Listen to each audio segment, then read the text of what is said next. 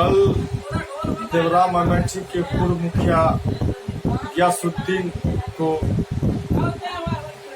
Police प्रशासन के द्वारा अरेस्ट कर लिया गया। गियासुद्दीन जी का बस इतना ही गलती है, प्रशासन के विरुद्ध बाढ़ पीड़ितों के लिए बेनीपुर प्रखंड में धरना देकर अपनी मांग कर रहे थे, गरीबों के हक की लड़ाई लड़ रहे थे, बाढ़ पीड़ितों का मुआवजा देने की बात कर रहे थे।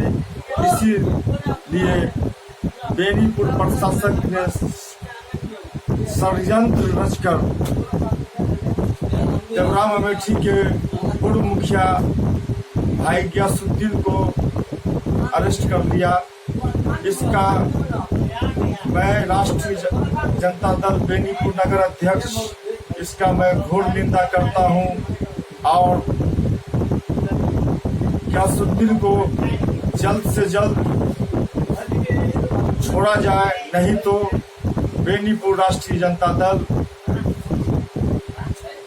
रोड पर उतरकर धरना प्रदर्शन देने का काम करेंगे।